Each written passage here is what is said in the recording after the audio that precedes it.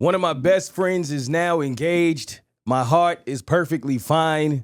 There's family asking me for money. Jay-Z is dissing everybody. The New York Knicks are in the finals, and Diddy just got caught with his Diddy out. It was a hell of a weekend, y'all. Welcome to In the Moment.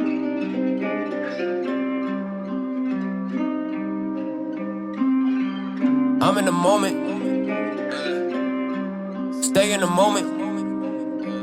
Yeah, hey, look, check. I'm in the moment. They try to hold me down, I just re-up and then I just reload it. Yeah, hey, look, stay in the moment. All right, how is everybody doing before we get started? I will start with Nate. Nate is back in the building. How are you? I'm good. No complaints. No complaints. That is always a good thing. Yeah. I don't think I really complain much, do I? No. Okay. No, actually not. On a podcast, you need to complain more, actually. Okay. Find some things that piss you off All right, and complain yeah. about them. Yeah. Okay? The producer is in the building. How are you feeling? I'm great, even though I fell this weekend. You did fall. Down the steps or up the steps, one or the other. Down. It was only like 2 steps, though, but I did scrape my knee. Did you see it? Not only did I see it, I saved her. Did you laugh? After I caught her. The order of that is important. I did catch her first, and I prevented her from falling on her face. Oh. Literally, it would have been worse. And she was sober. Everyone else is drunk. She's the only sober one, and she's falling. But here we are. And I saved you, too. Let's not forget about that one, I took a little spill. buddy. I wasn't gonna bring that up. I didn't see a point. At the same time? 10 minutes later. Yeah. Actually, one of my friends was like, "They're meant to be." Jesus. Yeah. I lost some balance. I didn't lose any balance on stage though. Oh, okay. That's a good thing. I always think that there has to come a time when I fall because like it just happens to every performer. Yeah. Wasn't this time. Good. It was an amazing show. It was an amazing proposal, and I'm excited to talk about it. And yeah, we have a lot to talk about, so let's just get right into it. Before I get into why I'm mad, let me get into why I'm not mad. Big shout out to the New York Knicks. I am very, very proud of the Knicks. Nate, I don't know how much you follow basketball. Oh, I thought this was baseball. And that answers that question. This is basketball. See? Wait, isn't there a basketball on the shirt? Yes, okay. that brown orange ball that they put Okay. into that I red got thing. it. Yeah, Okay. that's this sport. And the Knicks have not won a championship since 1973. Oh, okay. They've been to the finals twice, I believe in 95 and 99. But if you know anything about basketball, New York has suffered losing my entire life. Knicks fans who are in their 50s have never seen the Knicks actually make it to the finals and win. And this is the most confident I've been ever in watching them play. So New York is a different place right now. It's a different energy. New Yorkers are a different energy. A lot of y'all are saying y'all are tired of us already. We haven't played one game in the finals. You can't be tired of a team who has not won since 73. Why are you hating on us? You have been wasting your time. We have been trashed for so long, and finally, New Yorkers have something to celebrate about. We got Boston out of there. Philly is out of there. Who else? Who else was a threat? Indiana didn't even make it. Cleveland is out of there. And now it's us versus Wemby. Oh, okay. It's this guy named Wemby who's like 7'9". Oh. His parents was like 7'6" and 7'4". He dunks without jumping. He's nice. He's like that. So it's up though. It's us. It's Jalen Brunson. Y'all can call me Mo Brunson from now on. And I'm excited about this. Nice. Did you Go see? New York. Did you see that they're I don't know if they're painting all of the subways, but the subway, what do you call it? The entrance, like upstairs where we go down the steps. Yeah. Blue and green, not blue and orange. You Sorry. look at you. You and Nate think it's baseball. You think the Eagles are playing. But yes, no, that's fire. I didn't know that. I love how they lighten the city up. People in New York, it's funny because this is when people in New York get friendly. When things like this happen, all of a sudden New Yorkers are friendly. Then as soon as the finals is over, they're going to be back to being a-holes again. But I love my city. I wouldn't have it any other way. Shout out to all the New Yorkers. We deserve this. Let's get it. Shout out to Jalen Brunson and the Knicks. And somebody tell Mitchell Robinson, you don't need a pinky to play. He told me he hurt his pinky. You don't shoot. He had gets surgery. rebounds. Yeah, he's fine. He doesn't need a pinky. But I know he was also going through mental health issues, so I'm going to take it light on him. Not too much on Mitchell Robinson. That's my cousin, even though it's his first name. Shout out to Big Fam. Shout out to the Knicks. Let's get it. Let's get into why I'm mad. It's only a game. Why you have to be mad? So when we were transitioning because we changed our distribution company. One of the things that I did that I have not done in a while was look at some of the reviews of the podcast. Oh, okay. Oh, no.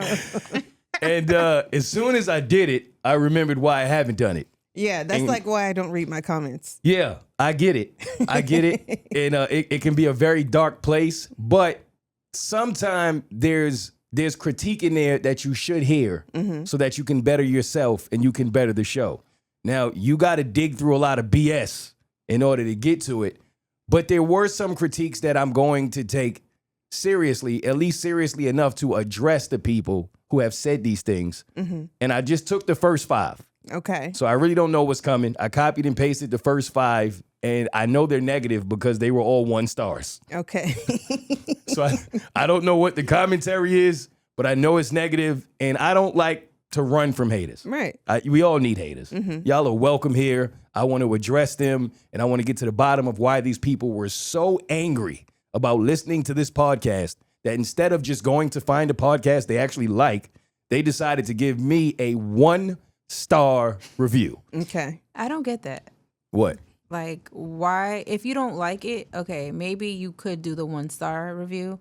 However, take your time to write a comment like, I don't like this. Like, taking that time out of angry. your day. Yeah, I don't get it either. Is that the same as a review like at a restaurant? I think now if you go to a restaurant, right, that I can see how you take that more personal. Because if somebody is being an ass to you and they're doing that to you, then yeah, you might want to review them. Or if you go to a hotel, you don't like the way you were treated. Something like that I get. But if I turn on a Netflix show, they didn't make this show to piss me off. They're doing their best. So if I don't like it, I just find another show. Right, exactly. It's mad shows. But imagine sitting there and commenting and saying, I don't like this person so much that I am going to write a review. In fact, I remember there was a time when people were writing reviews and I got them removed because Apple will allow you to get certain reviews moved if it's hate speech. They're not as lenient as they used to be, but you used to be able to get a comment reviewed because you can see that the comments had nothing to do with the actual podcast. Yeah. You're not saying this would help the podcast or he needs guests or he should do this less. It was just like, I hate him. What that got to do with the podcast? So Apple would remove it. Gotcha. These people would find out Apple removed it and then write a new review. Oh. So you looking every day to see your review and other people's reviews. And if you don't see yours in the mix, you writing another review? Yeah, I told you some people deal with mental health issues. Oh my God. Yeah. You need a life. I'm gonna keep it real. And I'm not in here to be nice if they not nice to me. So don't judge me for judging people who are judging me. That's all I'm gonna say. But I am gonna try to answer with all honesty. So what are these reviews saying about us? I've listened and I wanted to share something that might actually help the show grow. When one person is venting or giving an opinion and the other person just agrees the whole time, the conversation starts to feel one-sided. We don't need an echo chamber. A good podcast has balance. That's what keeps people engaged. When everything gets agreed with, then it stops. That's it? it? It cuts off right there? Yeah. Okay, first of all, let's review your review. Why don't you finish a sentence since you were so concerned about what we doing? Now, I'm actually not mad at this review. Yeah. This one I'm not mad about, and I promise y'all, this is not the first time I have heard it. Every single time someone has come on my podcast, I have encouraged them to disagree with me. I've done it with y'all. I do it all the time. I'm like, please find an opinion. Sometimes I'll just take the other side just to take it because I do understand that that's great radio to have different perspectives. But sometimes y'all make it seem like I don't want to be disagreed with. I be begging y'all to disagree with me. And I don't know exactly why y'all don't. Do I just be right all the time? No, it just not that you're right all the time. Okay. I tried it. It just so happens that we just agree on a lot of things. With me, I think this happens with some people that you know, where it's like, okay, they try to see the other side of it, and then you explain why you see it your way, and then it's like, wait, but that kind of makes sense. Which happens to me in my personal life a lot because I'm a Virgo. Any debate that I have, I've thought about every angle, every possible way that it can go. I probably didn't sleep the night before because I prepared for this debate. That's how I am. And I'm going to come with a lot of different angles. And I would encourage someone who is debating me to do the same, or it's going to be a long day. But I have always been like that. I'm talking about since when I used to do the podcast with Katie.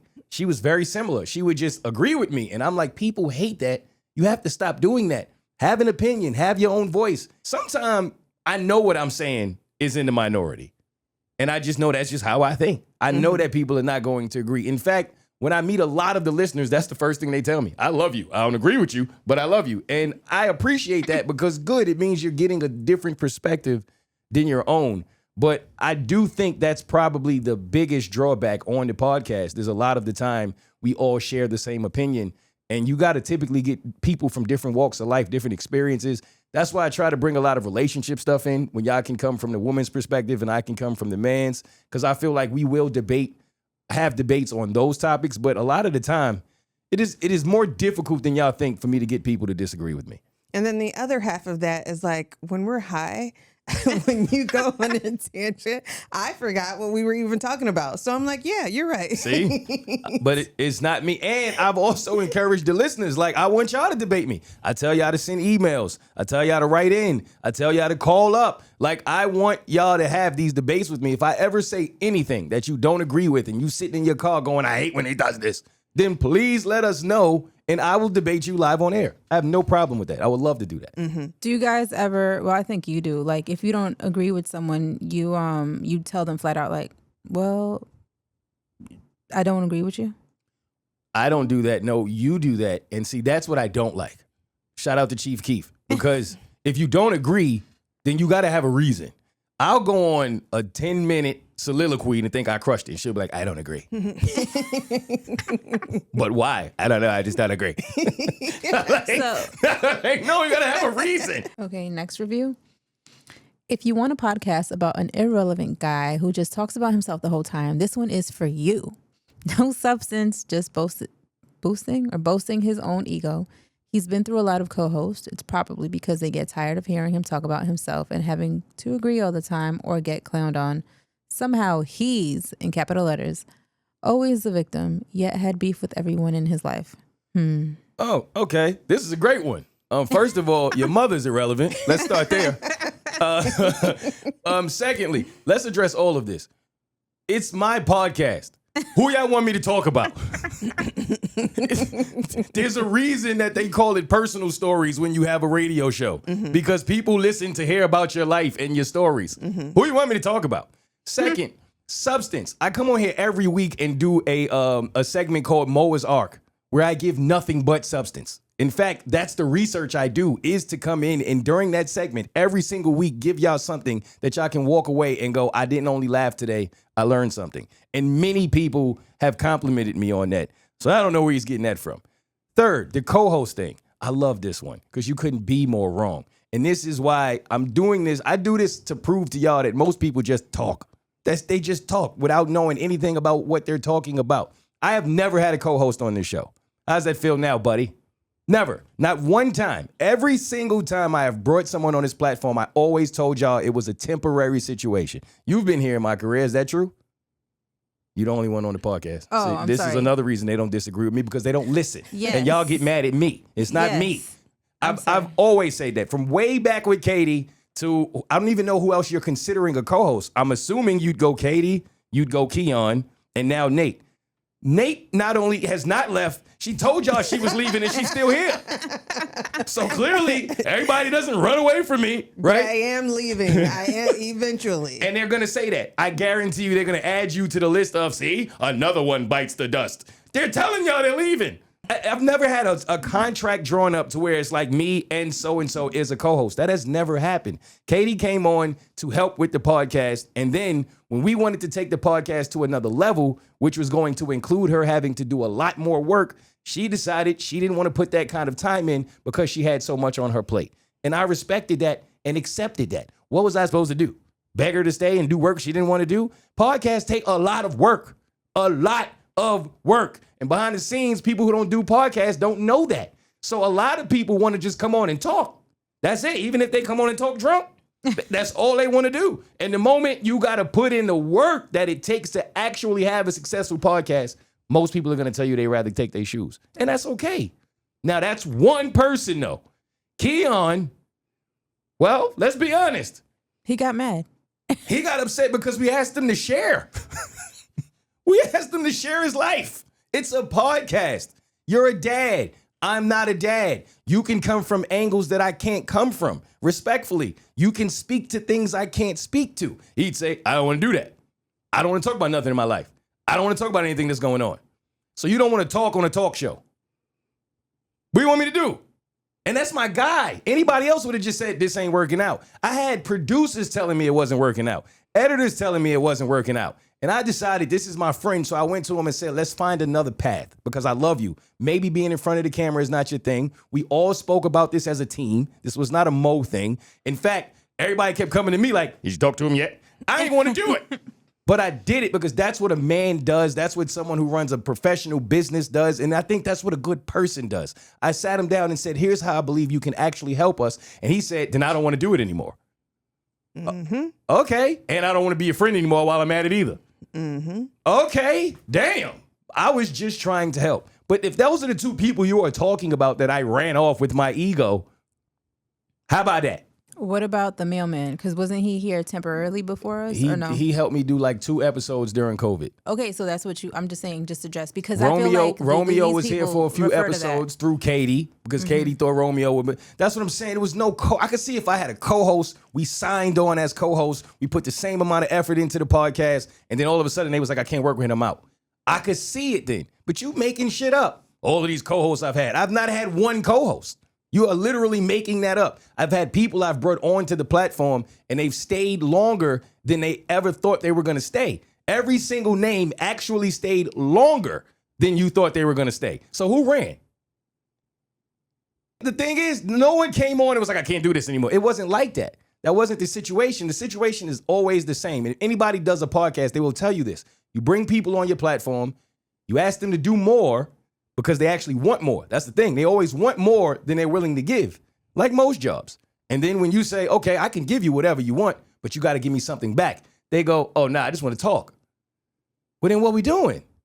And if it's a friend, they take it personal. And then it becomes not just business. And you can know that from just trying to do business with a friend if you've ever done that before. Mm-hmm. It's not an easy thing to do. Mm-mm. So, yeah. Here's the thing. I believe at least one of them came back after they left, trying to be back on the team. Keon's the only one who didn't do that. And that's because he didn't have a choice.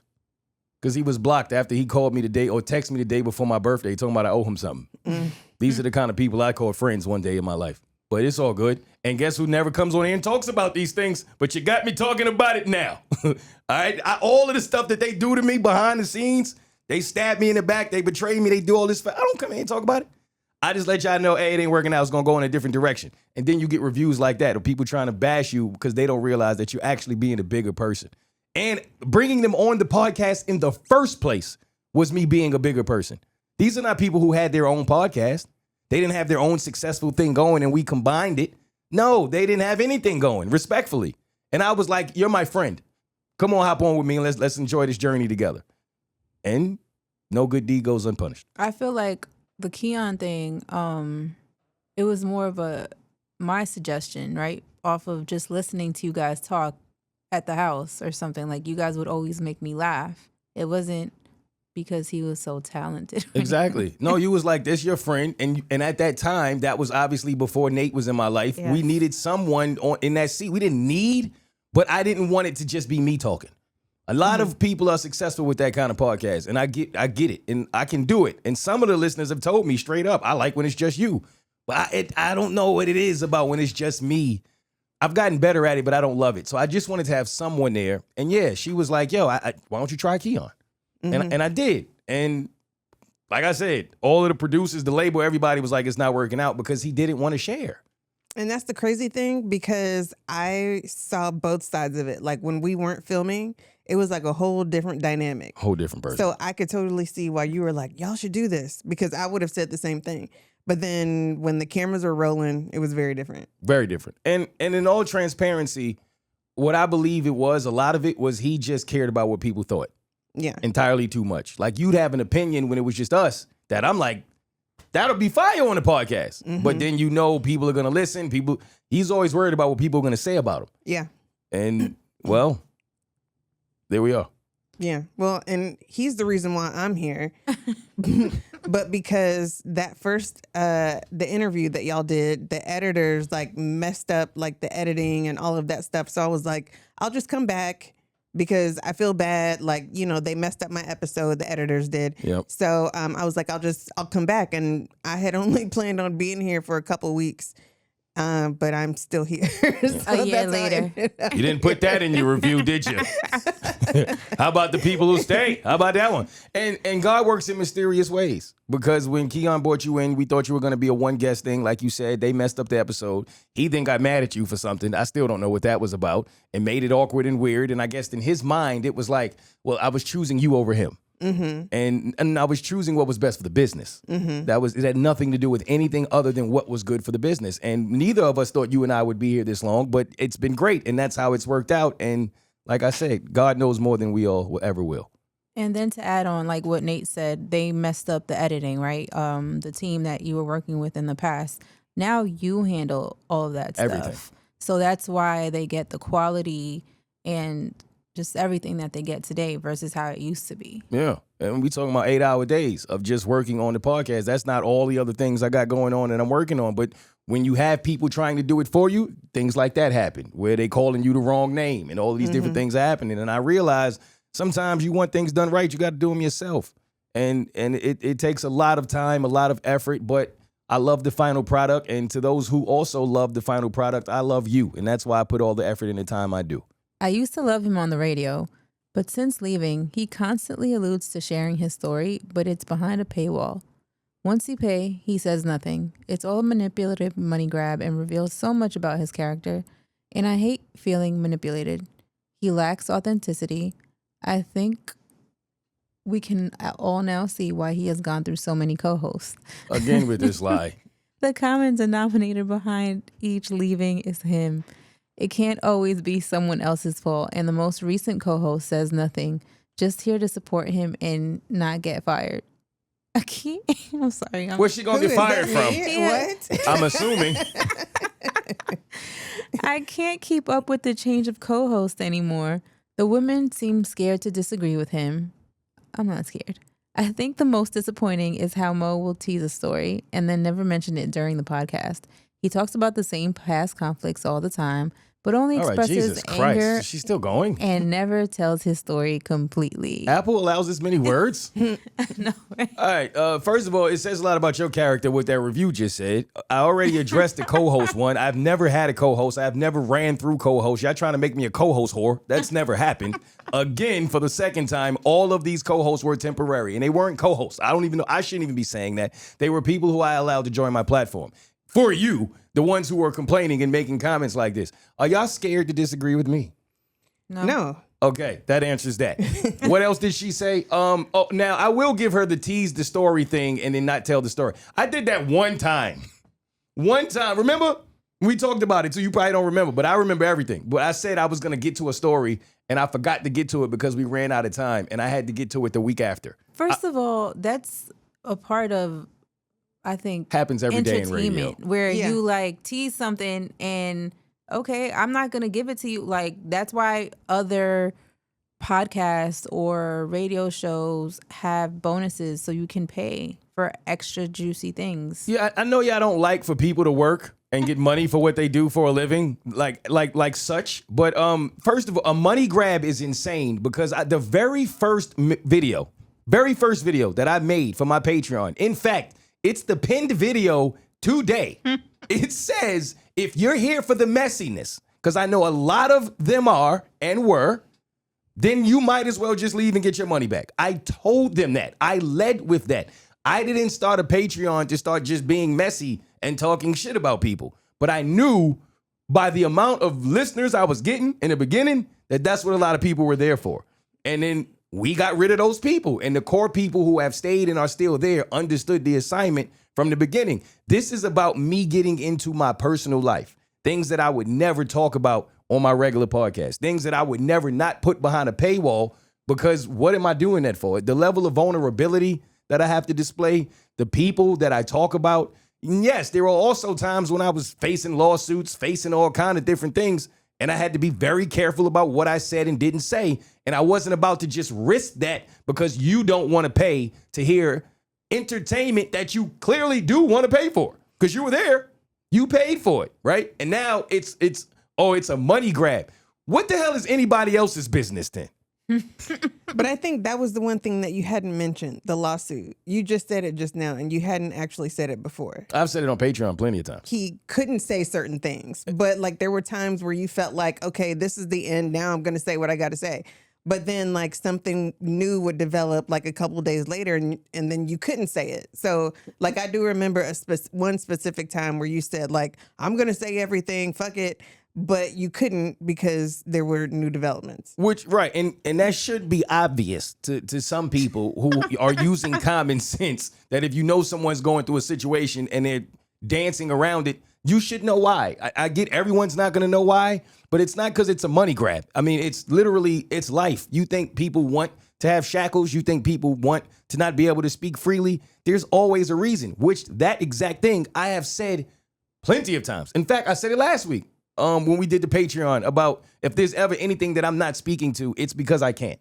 Mm-hmm. It's not because I'm afraid, because to call me inauthentic is insane. I'm the most authentic person you will ever hear on a platform, like by far. And I know these people personally. So I don't care about the wordplay. I more so care about the message and just addressing everything that you said. But that's, yeah, again, that's common sense stuff to say, why didn't he talk about this? Why didn't he talk about that? You're a person who just wants to mess. Well, you know, and some people don't have common sense. Oh, a lot of people. Yeah, it's so not common. You have to say it in like layman's terms. And there you have it. That, you know, that's why you want the mess. You want me to be messy. You want me to risk everything that I have built in my life so that you can have 2 minutes of gossip that you run to a blog site and share with people that you don't know and don't know you, so that y'all can all make fun of me and call me irrelevant. Yet I'm the guy that y'all are talking about. Make it make sense. It won't. So let's just move on. I love this segment. And this is therapeutic. Good. And I've seen comments from patronizers addressing people like that comment. Mm-hmm. So I'm guessing they're probably commenting on Patreon as well, where they're like, that's the first thing he said. So you're here for no reason. If you're not here to support him, then bye. You know, the door is open. He mentioned that because the patronizers are your real supporters. Exactly. These are my people, and I'm telling them everything. I tell them situations that I go through that I don't tell my friends because I know that they love me. I'm for real. It's like this. These are people who really love me and what I'm doing. That's not for everybody. You got to know that that's not for everybody. When you're doing a radio show, you got people who listen and it's free and they still complain.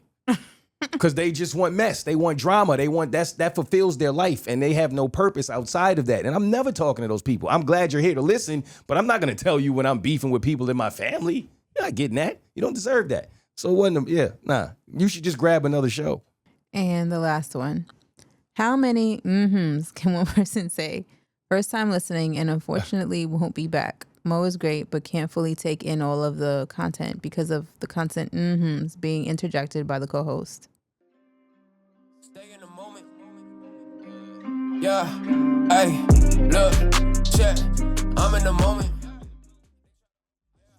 Hey, look, stay in the moment. Stay in the moment. They try to hold you down, you just re-up and then you just reload it. Now, this is another fair comment. I've gotten better. No, you haven't, Nate. I've gotten significantly better. As the person who edits it. Okay. Let me tell you, I get it, y'all. Like, now, the thing is, I didn't notice how bad it was until I started to see more comments about it. And I thought the same thing. I thought you got better. I'm like, nah, she got better. Like, it's not that bad. Then you know how you notice something after someone say it? And it's all you can hear? Right. Oh, my God. Nate, I probably spent 10 hours editing the last episode we did, trying to get all of them mm-hms out. There was times you doubled up with the mm-hmm. You hit them with the mm-hmm. I feel like I've gotten better, but now that we've listened to the review, I won't say a word. I should have saved all of your mm-hms on the last edit. Yo, it literally took me 10 hours. And I did that for y'all. Something else. Like, I care so much about what my listeners think that once I heard it, I was like, yeah, it's bad. It's really bad. And I get why people will say, like, I can't listen. I can't do it. Because if you're not looking for it, I don't think it's that bad.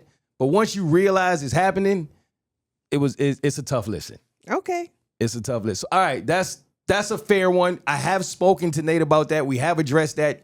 She's obviously aware of that. something else that I have not ran from. And it's not like she's scared of me, all this other shit y'all be making up. But yes, that's been addressed, and that's a fair point. Anything else? That's it for today. That wasn't that bad. It Yeah. went longer than I thought it would, but that wasn't so bad. Not bad. Some of y'all just be wrong, though. That's all. I just wanted to prove a point. Just wrong. For everybody else who's here because you love listening to the podcast, I love that you love listening, and we sincerely love you here on In the Moment. So thank you for tuning in every week. Had a show in D.C. this weekend. I want to hear all about it. That's my birth date. Oh, D.C. is fire. I have an amazing time every time I go to D.C. Would you say it was one of my better shows? Absolutely. It was amazing. It's like I didn't want the night to end. It was perfect. It was like something different about this show, and it's because I'm actually not gonna stay here too long because we did a pregame. I interviewed my dude. Shout out to my man Coast P. This is my best friend over 20 years. We went to college together, and he told me, yo, we do a show in D.C., we'll pack it. And he was not lying. We had, I don't even know. I know it was more than 100 people in there. It was live, and he wanted to propose at the end of it. And we've known this for months. And it has been a tough secret to keep, but we have kept it. Oh yeah. So y'all got it on film and everything. Yeah, we recorded the entire thing, and he wanted it to not only be a storyline on the podcast because some people support the podcast. he also wanted it to happen at my comedy show. So because he really inspired me to get on stage the first time I did it. He wanted to be the comedian. I was more into music, and he took me to a show, and I saw other people do it and was like, I think this is what I'm supposed to be doing. And the rest is history. So I told him, I'll do this, but if I do it, you got to open for me. Like, you have to. This is really your moment. And not just bring me out. Like, he's brought me out 2 or 3 times before, but I wanted him to actually open.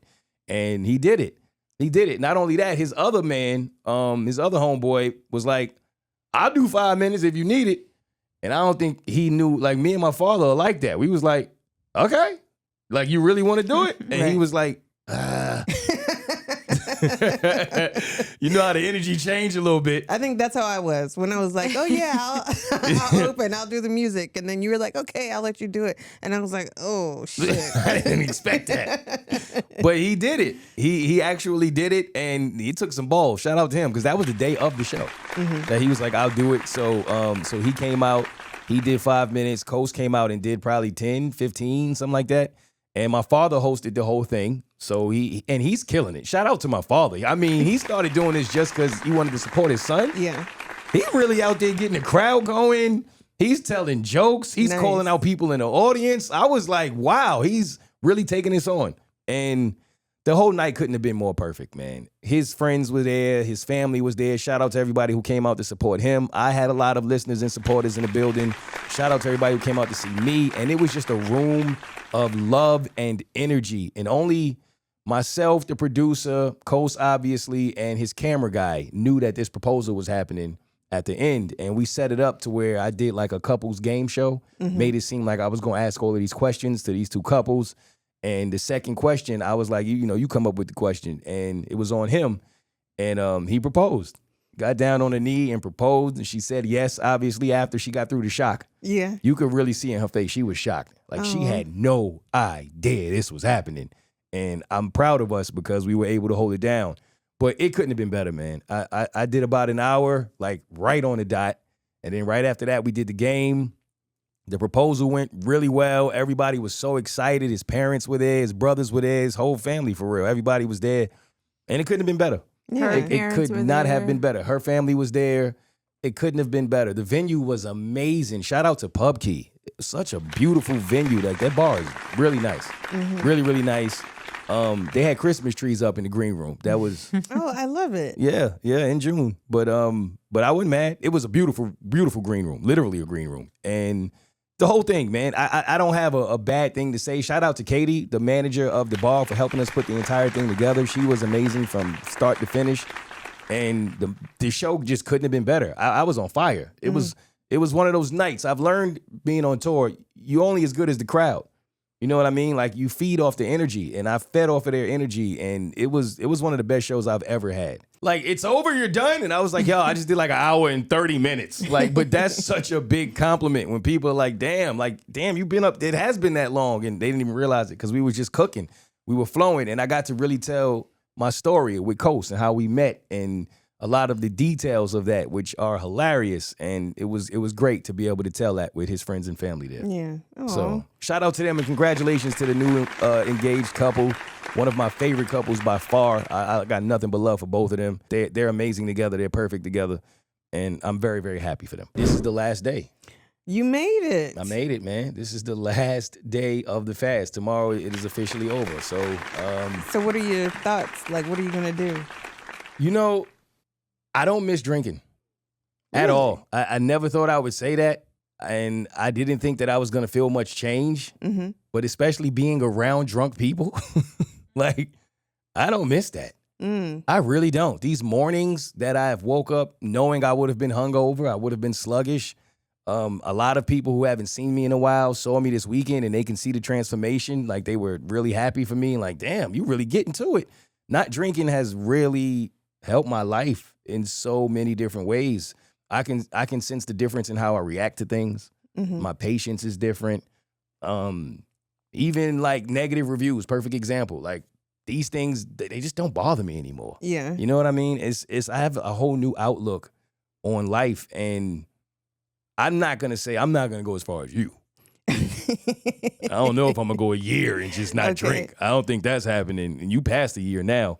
But as far as feeling like, damn, I can't wait to drink, like I thought I would, I don't feel like that at all. No, I 100% feel that way. You can't wait. I cannot wait. I don't know why. Like, because you've been so disciplined.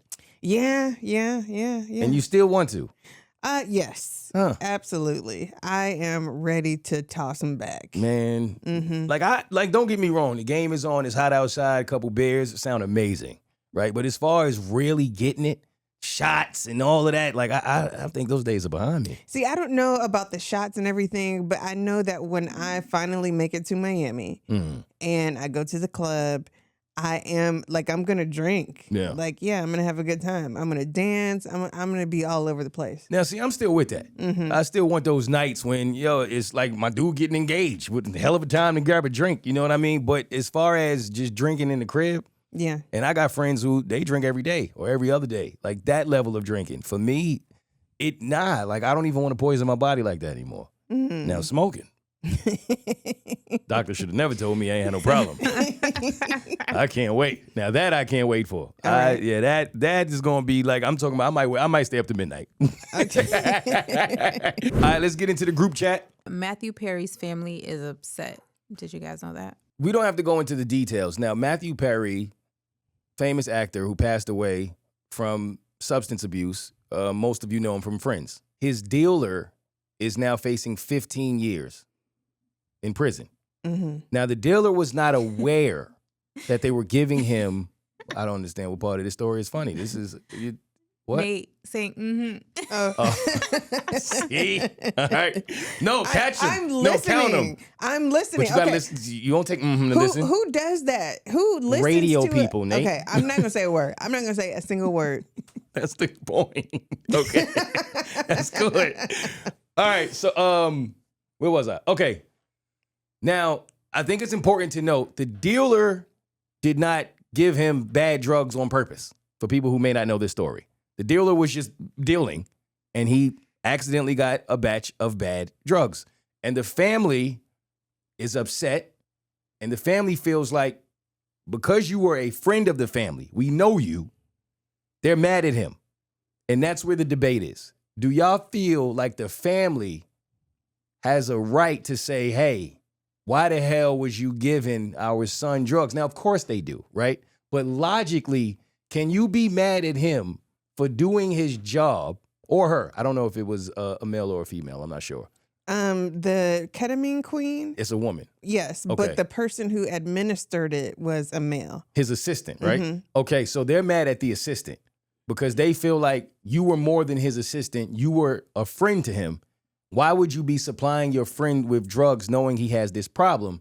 Where the other side of it is he was doing his job, and if he don't do it, he gonna get it from somewhere else anyway. How do y'all feel about that? Yeah, I mean, of course, they have a right to feel how they feel, but because I've been in this situation where my job, I was required to do certain things. You don't do what they ask you to do, you get fired. you're going to do your job, but technically I can't say they shouldn't be mad at him. Like there's no way that they would understand it because it's their son and it's not their job. Maybe they've never been in the situation.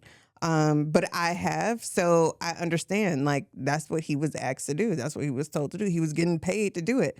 And I've been paid to do things as an assistant, as a nanny, all the things. So he did what he had to do. And, like, there's nothing they could do about it. They're going to be in their feelings, but technically, there's nothing they could do about it. Yeah, I would be upset. And I feel like if you don't want to take that risk of, God forbid, anything happening, then don't do it. You would be upset at the assistant if you're the parents? Yes. Okay. Now, again, I can't say that they don't have a right to be upset. Right, exactly. They lost a child. They have the right to be upset at whoever and whatever they want to. Logically, I don't think it makes sense to be mad at him. Mm-hmm. I don't. You have to be mad at your son. Right. That may hurt to hear. Was the addict. Right. You can't put that on the assistant. You can't put that on anybody other than him. He was doing that. He was a grown man. He knew what he was doing. And if he did not get it from the assistant, he was going to get it from somebody else. I think you're wasting your energy being mad at the assistant, but I am not going to tell anyone who lost a child how to grieve. But that is how I see it. Diddy's sex tape. Did you guys see that? Stay in the moment. Yeah, hey, look, check, I'm in the moment. Hey, look, just stay in the moment. If they try to hold you down, you just re-up and then you just reload it. The No. latest.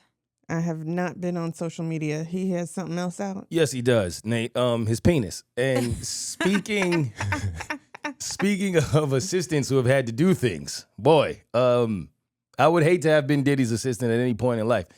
So they released one of the sex tapes that were in the custody of the FBI, I believe, or whomever had this tape. I'm not exactly sure. What I know is in this tape is Diddy himself, Daphne Joy, 50 cents. 50 Cent's baby mother, Okay, that's why it sounds familiar. and a sex worker, another male. All right. It's I watched about 5 to 10 seconds of it. Okay. Only because I have to come in here and talk about it. I ain't no freak like that, y'all. Where Okay, can I don't judge watch me. it? Where is it? Oh, it's on Twitter. I'll send you the link. It's on Yeah, I Twitter? got Okay, you. send Don't me worry the about link. it. How long I'll is it? send you the link. video. His penis or the video? video. Okay, because both are a topic of conversation. I didn't see it. Well, I hope His not. penis? The video. Well, Yeah. fellas, if your lady wants to see it, not gonna hurt you. Let me put that out there. The video, I don't know how long the entire video is. I want to say the link I saw was like probably 10 minutes. But I watched the beginning. It's very weird. It's very weird. I'm not gonna lie. I could not help but at least like watch a little bit of it. It's a red room. Mm-hmm. It's lit completely red in there. I love a good red room. Yeah, so does Diddy. The guy is sitting on the couch next to Daphne. Mm-hmm. The escort. Yes. And Diddy is like in the corner, oiling himself up, putting oil on his nipples and rubbing himself down there. Now, I didn't look at his privates. Are they all naked? Yes. But the way And this is on Twitter? Oh, the X be having it all. Yeah. Oh. When the video starts, I felt safe because they're sitting down. So you can't really see much of anything. And then at some point, you just see Diddy's naked ass walk over and like hand him something. I don't know if he handed him baby oil or what. Probably. And then I just got uncomfortable. And All I right. was like, yeah, this ain't for me. But the video carries on. And from what I saw, from what all of the women are saying, he like 3 inches. Like He's it's got a bad, micro. bad. Okay. Really bad. Which I just thought it explained a lot. Well, yeah, because they say like guys who are have a certain type of personality usually have micro penises. Which is interesting because wouldn't you mistake that for BDE as a woman? Like, ain't it? Because you would, no? Well, break it down for me because I don't know. I was trying to figure out what the acronym was. BDE? Yeah, now I know. Okay. I caught up. Because when women try to put that on a guy, I feel like it typically comes from a guy who's loud, boisterous, confident, exuding this level of energy, right? I never think that when I see a guy like that. You think the opposite? I think, oh, he's got a micro penis. Okay, that explains Diddy's personality. Apparently, he could not please his women the way he wanted to. He could please them in other ways, not in that way. So he would have a man come in who could. Oh, so he's not a cuckold. No, he is. So he's a cuckold with a micro penis. Right. Wow. And when he was over there holding his cuck, you couldn't see it. You just saw his hand. That's what the women said. Fingers. Fingers, yeah. I'm telling y'all what they said. Y'all supposed to have watched the tape. I'm not going to watch the tape. You didn't send me the link. I will send you the link. Not yet. I watch it. I ain't going to just send that to you like randomly, Nate. Like, oh, yo. Has to be I wouldn't have thought recorded. anything about it. I would have been like, HR. okay, well, this is the type of friendship we have now. Right? This is where we at. This is where we've arrived. They're calling Daphne an actress. All right. Says she's a very good actor. I don't know how to feel about her. I'm gonna keep it real with y'all, man. I have to. She came out and said, you know how it goes. A whole statement about she's embarrassed and this was a point in her life that she wishes she could forget and she thought it was love. But then at the same time, she put her OnlyFans on sale. What? Mm-hmm. And if you go to her Instagram, she don't have clothes on That's what I read. anywhere. Like one of the comments was like, I don't believe her. Look at her. Go to her Instagram. So I went to Instagram and her ass was out. Like she has on Immediately. Like is it G strings? Yeah. I don't know. Like she's pretty much just out there exposing herself. It's not giving embarrassed. 50 came out and said she's not the victim. The real victim is their child. And I couldn't agree more. This child has to go to school. Mm-hmm. And your mom, she's on there doing some questionable things. And I know people... See, this is why I know Nate and I would disagree. So y'all want a disagreement, here go. I can't say this to people who enjoy cuckolding because obviously they enjoy something I wouldn't understand. It's out of my league. Mm-hmm. What I struggle with though, Nate, now if you as a woman, right, you like this. You like, yo, this is what I do. That's different. Take that out of the equation. But if you as a woman don't necessarily love that, that's not what you into. But this man is telling you that's what he wants for you. I want you to do all of this with him while I chill, and you really don't want to. How could you mistake that as love? Well, if part of it was that he's so small that he can't, and he was like, I'm going to do this for you because I know you want to get pleased. I just can't please you in that way. So this is what I'm going to do. I love you. Go ahead and get your rocks off. Because While I stand over here in this corner and oil my nipples. Don't even worry about it. Like, yo, love looks a lot different today than I grew up knowing it to look like, is all I'm saying. I'm not judging. I'm trying to understand. Like, okay, you do bring up a valid point, though. I guess I'd have to think about the man who cannot please his woman, and he knows this. Yeah, what do you do? I have dated someone who had a higher sex drive than me. Mm-hmm. And I couldn't keep up. So I was just like, if you want to go meet someone and y'all have a thing on the side, I'm okay with that. Did you love them? Yeah. That's the part I'm trying to understand as a human.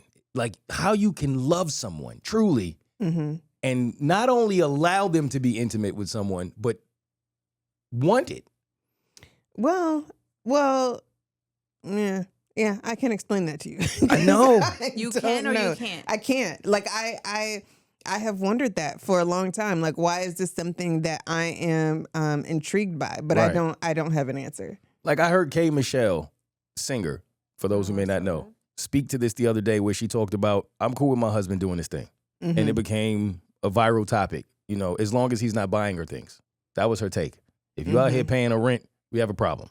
Mm-hmm. But you in there, wham, bam, thank you, ma'am. Do what you got to do.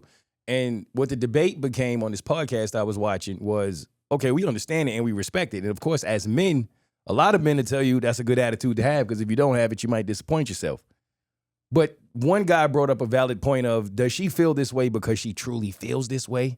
Or does she feel this way after broken heart after broken heart and, failed relationship after failed relationship. And you just at the point where you're like, I'm not even fighting no more, yo. If my husband want to go be with other women, just do it. Yeah. Because that's two completely different things. Right. But I'd never been in a situation where I was cheated on, or at least cheated on, and I found out and we were still in the relationship. One time an ex confessed that he had cheated, but we had already broken up like 2 years prior. I was like, dude, I don't even care. Like, why are you telling me Why this? would you tell somebody that after? I just want you to have this information. Who knows? But yeah, I've never been in a situation where we were in a relationship and found out that they cheated, and it happened multiple times. So I got to the point where I was like, F it, I'll just be, a cuckoldress. No, that's not what it is. I don't know. I've just always been intrigued by it.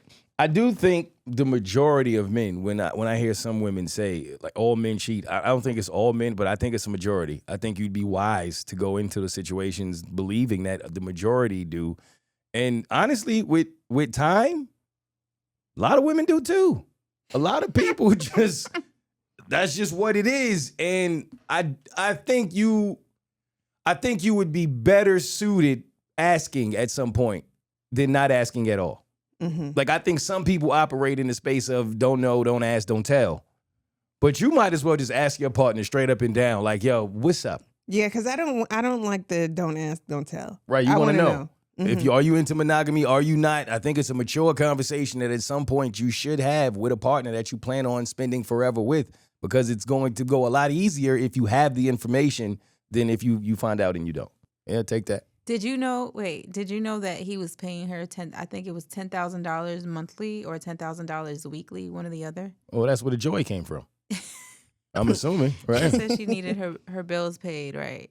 Yes, and I guess that's the trade-off. Floyd Mayweather,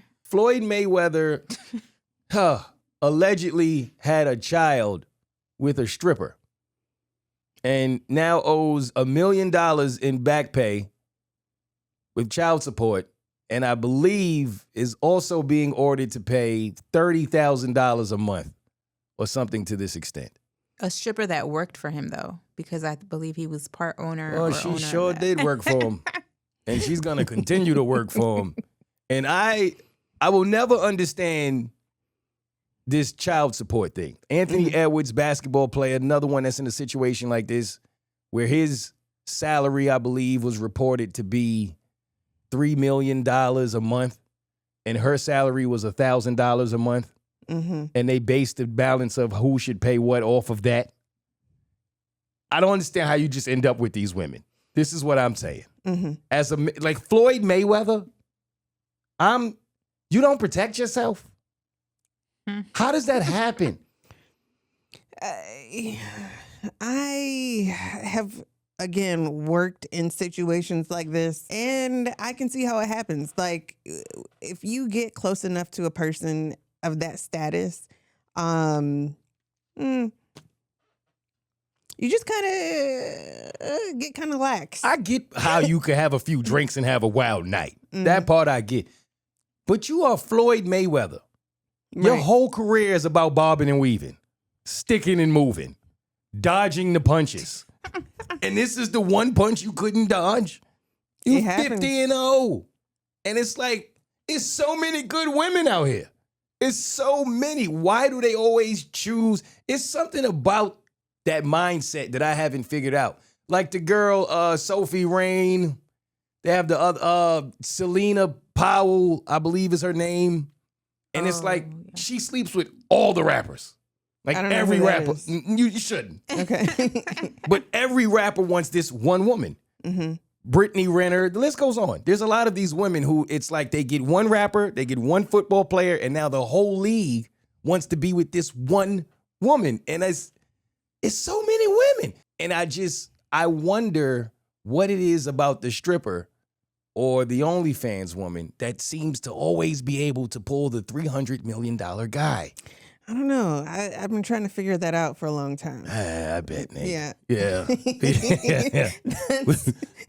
Never mind. Is it that they just are willing to do things that the ordinary 9 to 5 may not be willing to do? What do you think those things are? I don't know. Maybe. I'm not them. They're not cooking. That's what they're I'm not saying. cooking and they're not cleaning.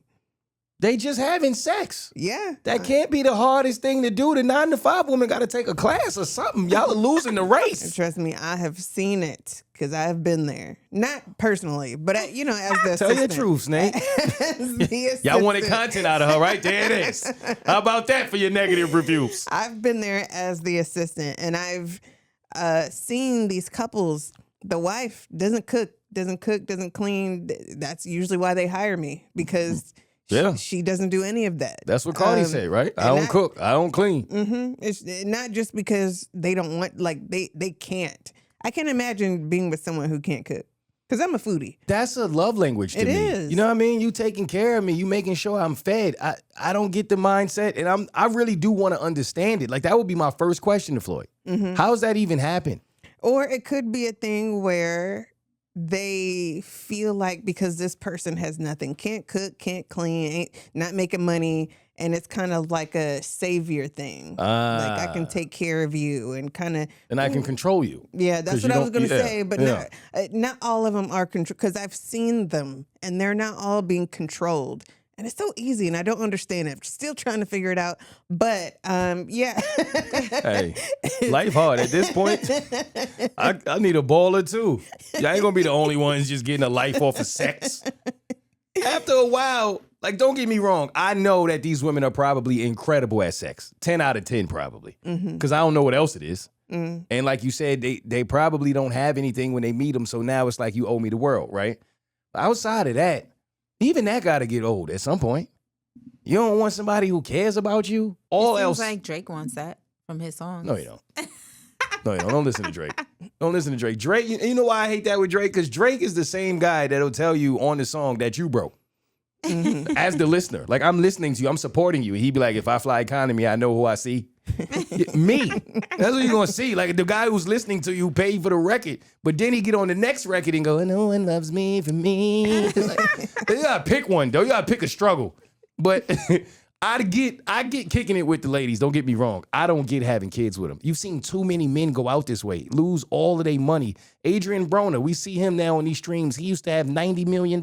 He's broke. He's asking someone for Uber money, and he got 10 kids. I don't get how you don't learn from the struggle and know that, well, your juices, I'm trying to say it as politically correct as I can, are worth more. Your juices are worth a lot more than the average guy. And just everybody's not entitled to that if I had that kind of money. That's I all. feel like Bad Bunny said something like that in Spanish in one of his lyrics. Titi mi pronto? Probably. What did he say? He said something about, I know you want my juices. Something along those lines. You know what? Forget it. Yeah. Don't worry about it. Moving on. Kevin Hart's roast reactions. Oh, yeah. I did want to touch on this real quick. I'm coming in here to change my opinion. I'm coming in here to change my opinion. I think this is important in life. Sometimes you get more information. Sometimes you have to sit and let things process, and then you come back to realizing I might have been wrong. And I think more people should do that. In fact, the people who left them reviews earlier, y'all should start. People should start doing that. I came in here and I said that comedy is comedy, and a roast is a roast. And people that are in their feelings should not tune into the roast. You know what it is. You know what you're going to get. And I sat with it more. And from a comedian standpoint, it's very easy to get caught up in people are always trying to take away what we do best, which is be authentic, be honest in our comedy. But I'm capable of doing comedy to where I can make an entire room, hundreds of people laugh from all different walks of life, all different races, all different ages, different genders, and no one leaves offended. Even, in fact, the three people that I gave it to the most in DC, two of them brought me shots after. And shout out to my man, because I went hard on him. But he failed at a damn comedy show. I mean, what you think gonna happen? Like, I lit him up. And people, even my man Cole said, yo, you don't know him, but he is the last dude on earth to smile, to do any of that. Like, he's the kind of guy, he's serious all of the time. Nothing is ever his fault. And that's the kind of guy he is. And it was one point in the show, he wasn't laughing. I was giving it to him. Everybody's dying, but he's not laughing. So I said, oh, he the type dude be on a roller coaster and just He just everything serious, right? And he started laughing a little bit. And at the end of the show, he's walking up to me and I'm like, oh boy. And he was like, let me buy you a drink. And it reminded me, you don't have to offend people to be good at this. Yeah. And it's such low-hanging fruit. Tony Hinchcliffe could have used so many other jokes that were towards black people, but you just had to go George Floyd. You had to pick on death. You had to pick on a guy who was no longer here and the way that he died, the tragic way that he died. And I'm going to tell you who cleaned me up. Chelsea Handler, a very popular comedian, very good comedian. I've always had love for Chelsea Handler. Most black people know her for sleeping with 50 Cent, but she had, in fact, I'll play it for the listeners. Those aren't jokes. That's not clever writing. And I knew they would be lazy because they do that for a living. And I knew enough about like Tony Hinchcliffe and Shane and their backgrounds. I had ex-girlfriends blowing up my DMs that had dated Shane and were telling me stuff about him. So based on that, I was like, oh, these guys are pretty bad. So you had something on him that you could have.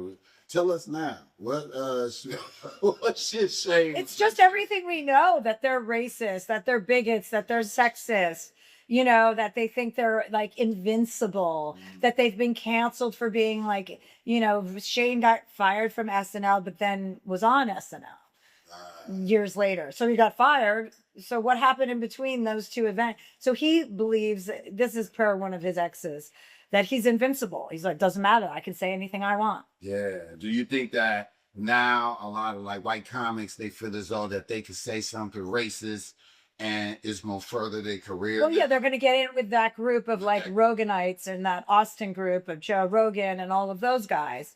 And I just, you know, like that's their MO. Even some girl comics have started to do it, to be like in with that group. Did you like the shit they were saying up there though? Like, no, I mean, it was ick. It was gross. I don't find those jokes to be funny. Jokes about lynching black people or like lynching is not a joke. That's worse than rape. Like, you're not joking about rape, are you? Are you saying, I'm going to go rape you? You know you can't do that, but you can say lynching? Like, I find that to be, I don't know, you know, people are like, it's a roast, you go for it. I'm like, you can go for it without being gross. Slavery is the worst crime ever committed to humanity, according to most people with common sense. And you get up there and you make fun of it, and it's such low-hanging fruit, no pun intended. And they made lynching jokes. And Kevin Hart sat there, and I get where Kevin was coming from as far as what do y'all want him to do during the production, because it's a live production and he doesn't know these jokes that are going to be said. But you had your moment to clap back at the end and you didn't. And that's when I realized Kevin Hart has entirely too much money. He can never relate to the people anymore. He's gone. We can't expect him to feel like one of us anymore. That's a wrap. Kevin Hart didn't know what a Biscoff cookie was because he'd been flying private that long. Oh. You know what I mean? Which is some of y'all might not know either. It's like this cookie that you get flying with Delta. It is an amazing cookie. It is so damn good. But he's just out of touch. And in listening to Chelsea Handler, I realized I was wrong. She is right. Slavery is just one of those things that should be off limits, period. Mm-hmm. Whether it's a roast, it's not a roast. Someone dying from that level of tragedy. These people are Kevin Hart fans. George Floyd's family are huge Kevin Hart's fans. He went to George Floyd's funeral to support them, and then they got on an interview saying how they didn't really appreciate that, and then his response was, I didn't watch it. But these are the people you want to watch your movies. You want to watch your specials. And I didn't really hate that his response was on the side of, what do y'all want me to do? But I did hate the fact that he tried to gaslight people. He tried to make it seem like people didn't have a reason to be mad, didn't have a reason to feel a way. And any black person who turned that roast on to support Kevin Hart and then had to sit through lynching jokes and George Floyd jokes had absolutely a right to feel a way. And he should have been more sensitive to that as a fan. Mm-hmm. As someone who has watched Kevin since his legs were swinging on a stool in Paper Soldiers times, you should have been way more sensitive to that. That shit was disappointing. It was very disappointing. And as someone who does comedy for a living, I assure you, you can be funny as hell without being racist. You can do it. And you want to play with the line. I get that. You do want to push the envelope. But the same way, I agree with Chelsea Handler. If you go up there and joke about rape, you have a problem. you have a serious problem. And it's the same thing for slavery, and it's the same thing for people who were killed because of the tragic events that sometimes take place in this country. Yeah, and I'm glad that you said that because I want to say like a week after we talked about it, and I don't know if you're going to add B-roll, but I did say that I didn't watch it, but I think comedy is comedy. It is what it is. But a week later, a friend put it on, and we were only like, I don't know, 10, 15 minutes in, and I caught some things that I didn't hear you discuss, and I was like, I don't like that. And then eventually we just turned it off because I just didn't like the way that it made me feel. Mm-hmm. For the most part, I do believe comedy is comedy and it is what it is. But I didn't like it. And I'm with you. And I know I suffer from coming in here and trying not to sound like the black person who's angry, who's mad at some jokes. And some, I don't, especially as a comedian, I don't like to do that. And I think that's what my first take was, you know what? I expected it to be rough. I know who Tony Hinchcliffe is. I know the jokes that he tells. I know they all racist. I mean, some of them, you could say you're not racist all you want, but when 80% of your set is coming from racism and jokes have a little seriousness to them. You didn't really, where was the range? He didn't really go anywhere else. It was all just racism. And I laughed at a couple of them, but then a couple of them was a bit much. And now I'm starting to understand why Regina Hall didn't laugh. And I have a newfound respect for her because I was trying to figure out why she was up there not laughing. And looking back on it, she was doing that in real time. Mm-hmm. I'm not laughing at this. Yeah, I'm here to support Kevin, right? But I'm not laughing at this. I didn't even watch it that far. I saw like the memes, the pictures going out, but I didn't even make it that far. Yeah. So we turned it off. I didn't watch it. Don't plan on watching it. Yeah, it was disappointing. It was truly disappointing to see Kevin handle it the way he did. He would have been better off not saying anything. I don't know what happened to PR, whatever happened to having a PR team. Sometimes you be in Puerto Rico too long, you ain't got a PR team. But disappointing, to say the least. And for everybody who felt the way about it, I completely understand. Super Bowl? This is just a real quick announcement to all of the fellas out there. Make your plans early. Don't say no one told you.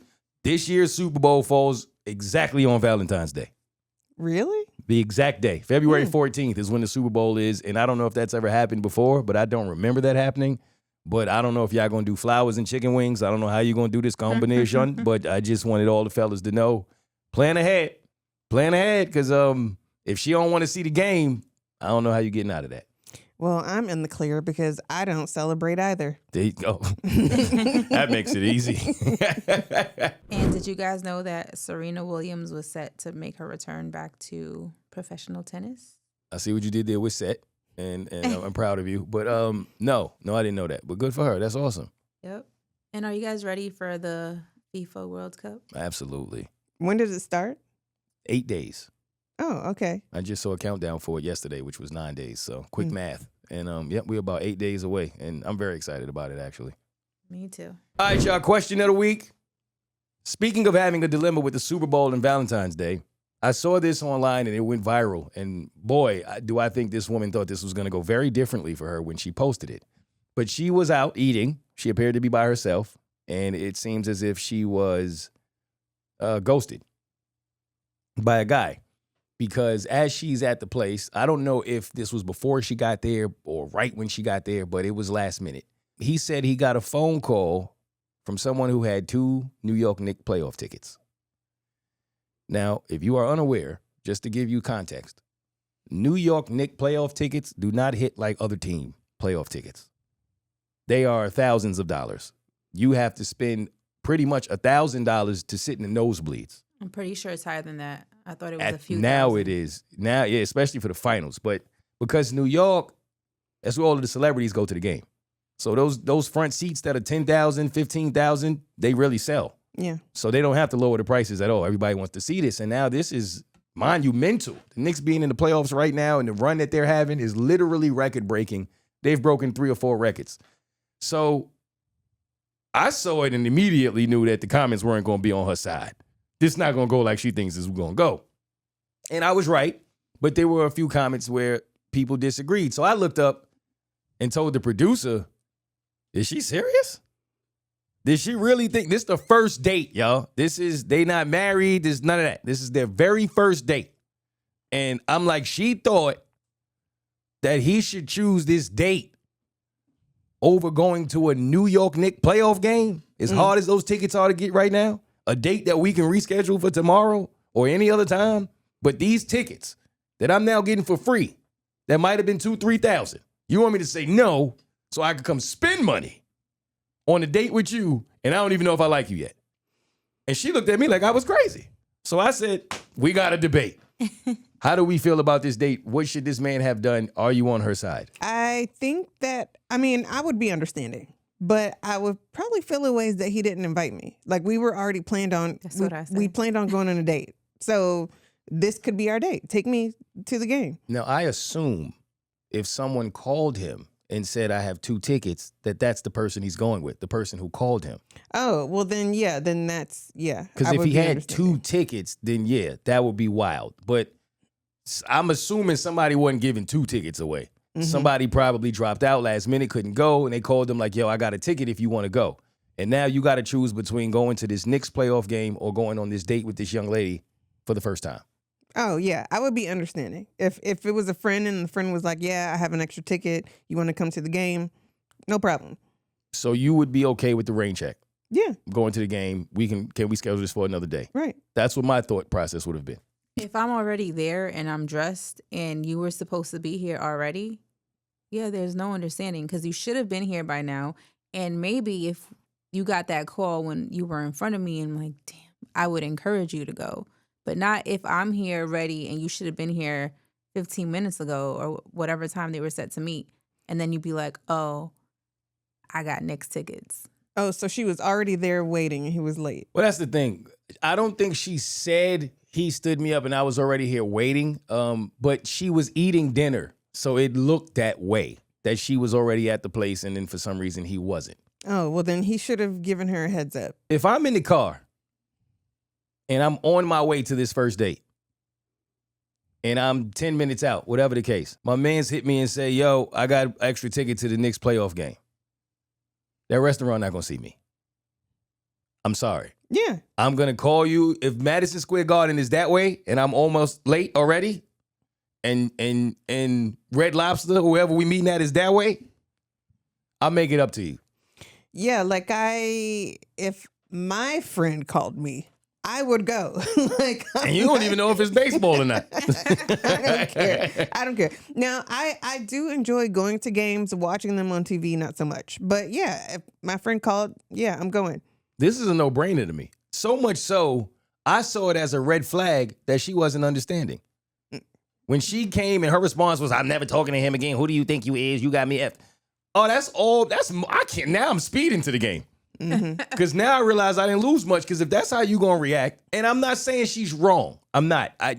That's how you feel, I get it. You feel like you was stood up, but it's a Knicks playoff game. Even if it was a regular season game, I think I would understand it a little more. Like, damn, it's a regular season game. You can always go to a regular season game. You can't always go to a Knicks playoff game. Yeah, they ain't even been this good since '73. I'm sorry, Mama, you got to eat this one by yourself. And I couldn't even see how that was debatable. And if the roles were reversed, yeah, I wouldn't have felt the way at all. And I know we're not going to love the Knicks together. So this relationship wasn't going to work. You want me to come in here for some biscuits and to buy you something?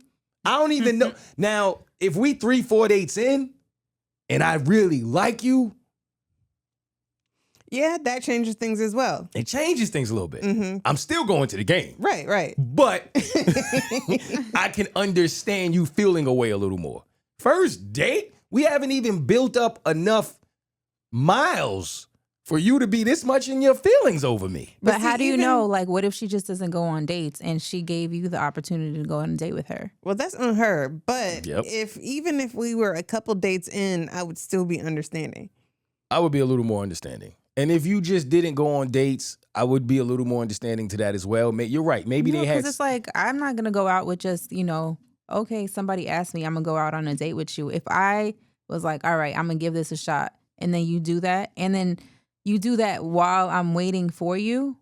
Forget it. See, but something tells me if you're that kind of woman where you're not just going on dates randomly and you really do like this means something to you because that means we've probably developed the chemistry, right? Whether on the phone, more than likely, if you're the kind of woman that just don't go on dates, then usually there's some kind of chemistry and history we've built that you have gotten comfortable to go on this date with me. And if we've done that, then you should know I'm a better guy than to just off me because I want to go see the Knicks in the playoffs. Not necessarily. Tell me why. Because I do know someone who I met up with who wasn't going on dates. And I don't know what I said, but they agreed to meet up with me. Nate bagged up. That's what I'm talking about. Yeah. She ain't never had it like this before. You feel me? And we didn't talk much. We only exchanged like I remember saying, seeing on her profile that she was a foodie. And I'm a foodie. I just told y'all that.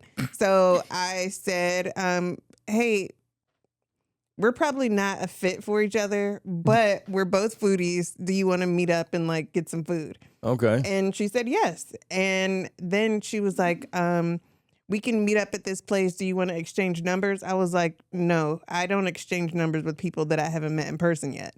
And after that, we didn't really talk until it was time to meet up. I was like, hey, are you free on this day at this time? And she was like, yes. And then we met up.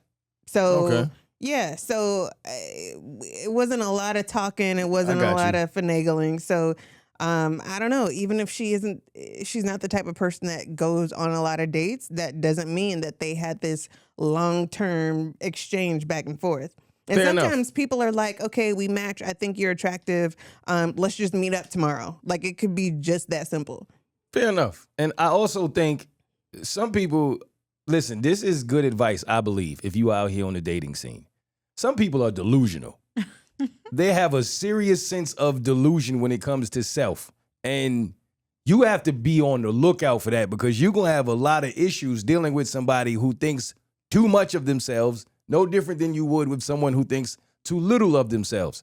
And I'm just saying, you can be a really great person, a phenomenal woman. You ain't two Knicks tickets good. I'm telling you, the playoffs, 73 years, Jalen Brunson balling like this. Listen, you are not, no, it's okay to come back tomorrow and now I have to make it up to you. Mm-hmm. Now we got to go to Roof Chris. That's how I would have gave it up if I'm the woman. Now you got to take me somewhere that's really like that because you offered me for the Knicks tickets, but I understand. Go have fun. All right, y'all, let's get into this listener email. This is an email. Finally, somebody has emailed me. I'm asking y'all every week to send me emails and things that y'all want me to talk about, and someone listened. So I'm excited to get to this. Let's do it. Hey, Mo, I've been listening to the podcast for a while and honestly feel like you'd be the perfect person to ask this because you've worked with so many different people and seem really honest about business and friendships. It's a theme today, ain't it? So here's my situation. I started a podcast about a year ago with one of my close friends. It was originally Is this key? Who knows? All right. It was originally my idea, my platform, my equipment, my editing, my branding, literally everything from the ground up. I asked them to join because I thought we had a great chemistry and I genuinely wanted us to build something fun together. At first, she was just excited to do it. There was never any conversation about money. Honestly, there wasn't any money to split. We were just creating content and trying to grow. Now the podcast is starting to gain a little traction. We're not rich by any means, but we've had a few paid opportunities, some sponsorship conversations, and people are starting to notice us more. Okay, congratulations. The problem is she's recently started making little comments like, well, you're not paying me, or, I mean, technically this is work. And she says it jokingly, but not really jokingly, if that makes sense. Yes, it does. The weird part is she has never directly asked to be paid, so now I feel awkward bringing it up because I don't even know if I'm overthinking it or if this is the beginning of a much bigger issue. Part of me feels like she deserves something because she has contributed to the show and helped it grow. But another part of me feels frustrated because I built the entire thing before there was even anything to gain. And now it looks like there might eventually be money involved. The energy feels different. I also worry that if I start paying her now without clear boundaries, it could become messy later. But if I don't address it, I feel like resentment is building quietly in the background. How would you handle this? Have you ever dealt with friendships changing once money and business got involved? Would love your perspective. Anonymous. Absolutely. You have come to the right place. So she said she started the podcast on her own and then asked her friend to come on. Yes, that's what it sounds like. Okay.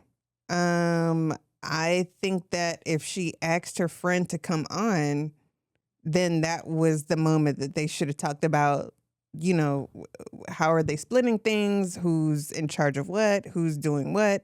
They should have had the talk then. Probably so, but you didn't. So that's water. That's water under the bridge now. Here's my honest advice to you. First of all, if you are thinking about starting a podcast with a friend, don't.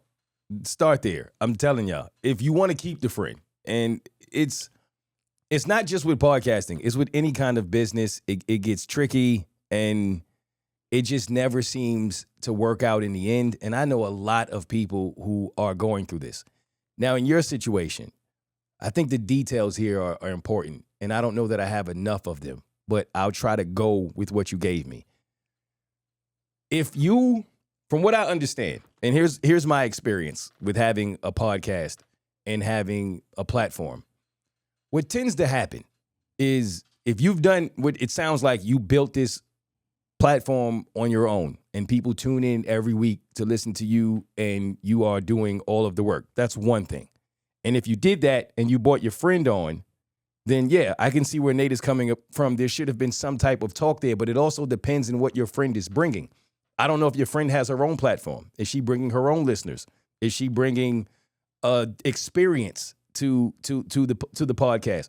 Because like I said, what happens is a lot of people who don't really have experience in doing a podcast or in talking are going to come on your platform and talk and then tell you owe them something. And what you owe them, to me, depends on the amount of work that they're putting in to the platform.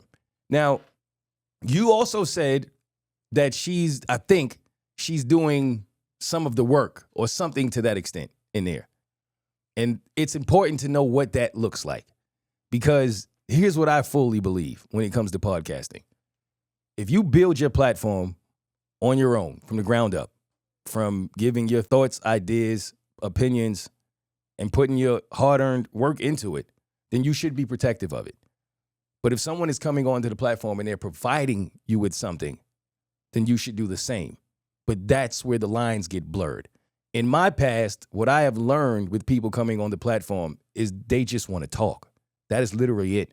And they believe that that's all there is to podcasting. And if you pay someone to just talk and they're not bringing their own following, then you have to ask yourself, what exactly are you paying them for? Now, if they're going to treat it like a job, that's different. Podcasting can feel like something that's just fun because you're just talking and doing it with your friends and you would do that for free. But a successful podcast is ran like a business, the same way that radio is. And it's way more than just talking. And this is what your friend needs to understand. This is what you might have to sit down and really explain to her, because this is where I think I could have gone wrong in the past. But I don't think people fully knew or understood what goes into a podcast. Is your friend editing? Or are you doing all of the editing yourself? Because that takes a lot of work. A hell of a lot of work and a lot of time. Is your friend helping produce the podcast? Is she coming in with ideas and ways that the podcast can grow? Is your friend coming in with personal stories? Or is it just you who's always providing the content? Like, I remember when I did radio, it was 5 personal stories I had to have every week. I was helping with the content every week. These things matter. This is what you pay somebody for when they're doing a show. You don't pay them to just talk. That's what people believe. But truth be told, most people are not that good at talking to where you just going to get paid to talk. You wouldn't get paid to talk anywhere else. You want to get paid to talk here because you have a friend who gets paid to talk. But do you have experience doing that? Have you built your own show doing that? Have you built your own following doing that? Does your friend help promote the podcast? That's another reason you would pay somebody who comes on your platform. Are they posting about it on their socials? Are they coming up with social clips that they can use so that you guys can build from more listeners and from bringing more people in? That's how you help somebody with a podcast. Is there podcast merch that they can help you sell or maybe even wear? Do they even give a shit about what you post when you put your stuff out there on your socials? Do they repost it? Do they know what's going on? All of these things matter. And in my experiences, I have dealt with people who didn't want to do any of that. They didn't want no part of any of that. They just wanted to show up and talk. And even that, they didn't show up on time. Sometimes they didn't come at all. You didn't know that they weren't coming the last minute. I can keep going. It's mad war stories for this. But they wanted to get paid. And I had to be honest. What am I paying you for? To just talk? I don't need you to do that. I can do that on my own. I'm giving you an opportunity to use the platform to build what you want to build, give you experience, give you an opportunity, and maybe if it works, then we can go into what we're going to build together. But I can't pay you to just come on a platform that I've built to just simply give an opinion every once in a while. It doesn't work like that. So if your friend is putting in the work and all of these things that I said, then that's different. You deserve to pay her and you have to pay her. But if she's not putting in any of that work and she's just showing up to talk and she's not taking it as serious as you, then I understand why you want to protect your platform. And I feel like that's the best way I can answer that. Yep. Well, anything? No, I agree with what you said. I feel like people, like I said earlier, don't realize how much work there is to put in for a podcast. Most times, like you mentioned, you just think that you're coming here to sit down and just have a good time. But if you want results, there's a lot more work that goes into it, at least if you want a successful podcast. Absolutely. And most of the time you'll find when you do have those types of open and transparent conversations, they're going to tell you, I ain't doing all that. And then that'll be the end of that. And then you back to doing what you were already doing, which is producing all of your content on your own. And a lot of people will want to get paid off of your hard work as opposed to getting paid off of theirs. So just be careful with that, because that's why the friendships go bad. And then you get negative reviews from people telling you that you have mad co-hosts when you ain't had but one. All right. Other than that, I think, yeah, that's all I got. Go Knicks. Shout out to everybody who really supports me and the podcast, and Nate and the producer. We love y'all. Thank you for being here another week. I hope you enjoyed this episode. I didn't get to the entire schedule because everybody was talking today and giving it up. It was lit. And I love when the episodes go like that. So this one is probably going to be longer than the usual, but I think that's a good thing since y'all want me to start doing 2 episodes now, because damn, that means I got to do twice the work. And I'm not getting paid for it. All part of running a business, man. And if you are running your own successful business, or if you're just running anything that you want advice on, please, please, please dial in, call in. You want to debate something, you don't agree with something one of us said. I keep telling y'all every week, we see the numbers, but we're not seeing the comments. So let us know what you want from us so that we can get better and continue to grow. Because not only the negative comments, I look at them all, and I definitely enjoy and appreciate the ones that are constructive criticism. Outside of that, I love y'all. Go Knicks. You know what time it is. Next week, bitches. Also, I didn't say for like 10 minutes. Until just now. Look, sometimes it hurt to find you special. No journey lonelier than becoming successful. When you start to find out what success do, make all your friends turn who don't got success too. It be the ones you really get the most. Put it in every gear and cheer for every toast. They there for the show, but they're the host. Cause when you pull a sheet, you find that they really ghost. It's scary how I'm not supposed to sour. When you finally realize that you the one with the power. Turned into Harden, maybe you got a pardon. But I'ma build a garden if you don't give me a flower. Spent too many years watching y'all waste an hour. Learn when it's pressure, the fake gon' always cower. Knew about rats as a kid, shout out to Splinter. Guess we both wanna be Mike, now he a sinner. Can't touch paper themselves, they get a splinter. That's why they need your coattails when they see the winner. Boy, I knew it. God damn it, you blew it. Built a wall, you knew I was going through it. Ain't no darker shade, he getting tan. I did everything in my life as a man. A lot of situations I wasn't a fan, but can't nobody where they sit say I ain't stand. I'm scarred, I've been places where it's hard. Before you find me, you better find God, or at least a pastor. Cause if it's past the point where we can fix it, I promise you'll find them faster. Whatever it is, I ain't to blame. Put that on your brother, that's soft, that ain't the game. Is this what you pictured? I'm just someone to frame. Snow in your heart, you lying, that's a shame. All that bullshit you claim. All this is you learn we ain't the same. I was there for every one of them nights. I kept you running from every one of them lights. Looked you in your eyes in every one of them flights. Told you that I'm here for every one of them fights. But I guess I wasn't saying shit. Handle like Kyrie, you Jay and shit. At the same time, you ain't know who you was playing with. Word to my mother, you picked the wrong son. Wrong day, wrong life, wrong one.